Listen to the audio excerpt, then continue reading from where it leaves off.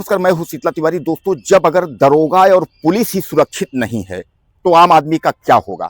अब आप समझ गए होंगे जिस घटना का हम जिक्र कर रहे हैं।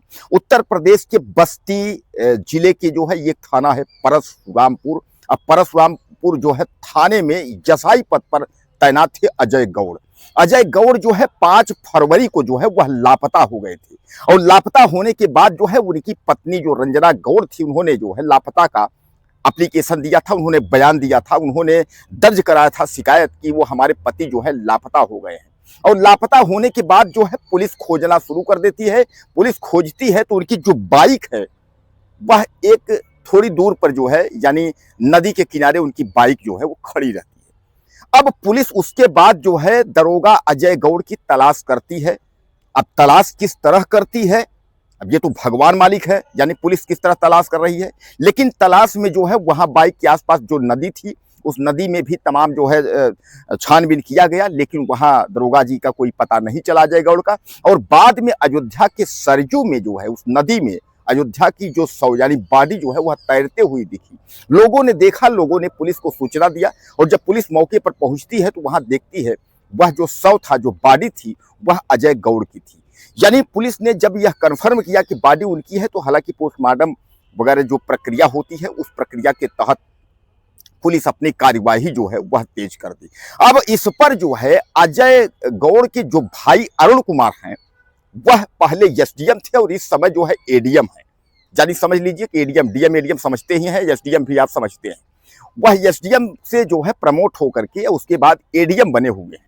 उनकी पत्नी जो है पीसीएस अधिकारी हैं। जैसे उन्होंने यह सुना वह तुरंत जो है वापस वहां पहुंचते हैं और उसके बाद जो है वह सीधे जो है डीआईजी से मिलने की कोशिश करते हैं। वह कहते हैं भैया डीआईजी से मिलेंगे, सीओ वगैरह से हम कोई बात नहीं करेंगे। बात क्यों नहीं करेंगे?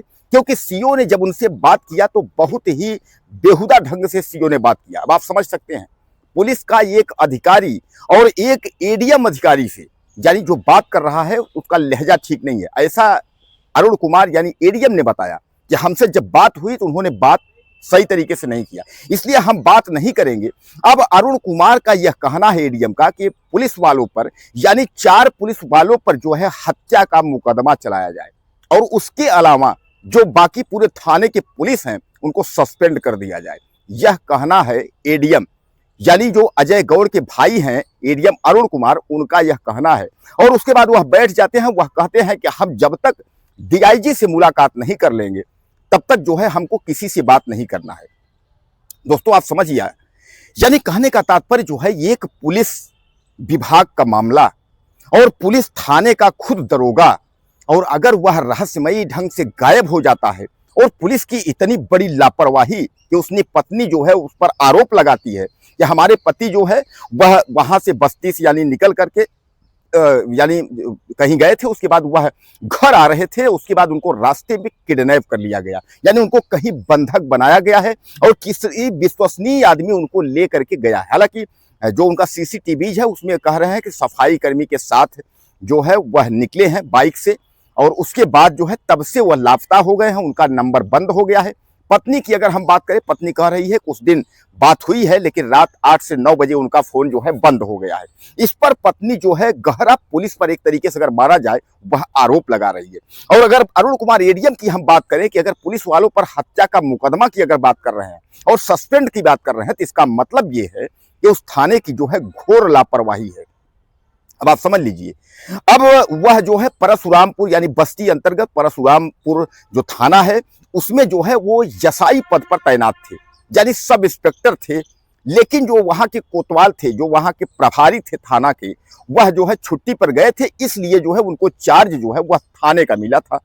अब आप समझ लीजिए कि अपने ही थाने का जो दरोगा है वह जो है रहस्यमयी जो है स्थिति में गायब हो जाता है।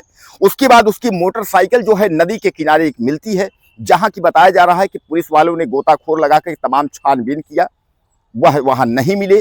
उसके बाद जो है 5 तारीख के बाद यानी कई 2-3-4 दिन बीत जाने के बाद जो है तब उनकी जो लाश है वह अयोध्या के सरयू में जो है तैरती हुई दिखती है। इसका मतलब यह है कि जो उनकी पत्नी रंजना गौड़ ने आरोप लगाया था कि मेरे पति को जो है कहीं बंधक बना के रखा गया है, अगर पुलिस समय पर अगर एक्शन ली होती तो शायद ये है कि वह दरोगा जो है बच जाता।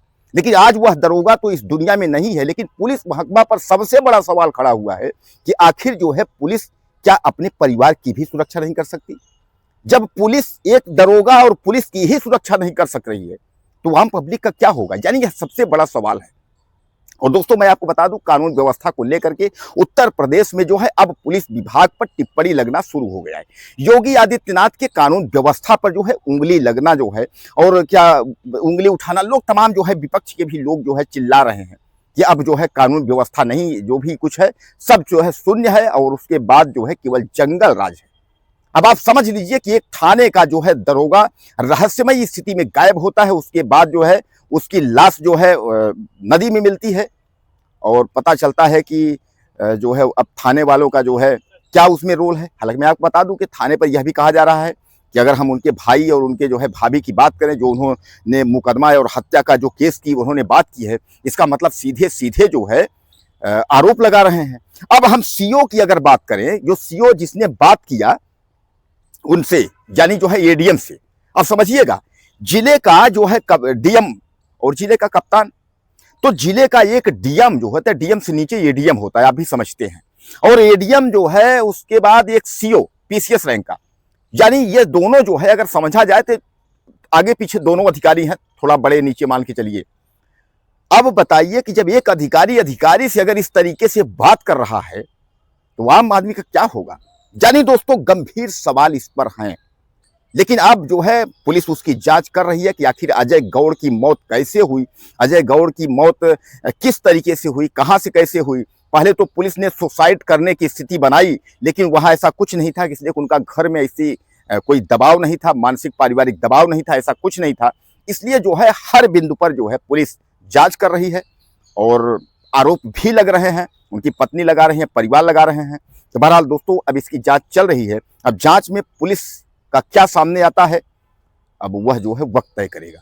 कुछ कहना हो तो आप मैसेज करें, चैनल को सब्सक्राइब कर लें। अगले वीडियो में फिर मिलते हैं।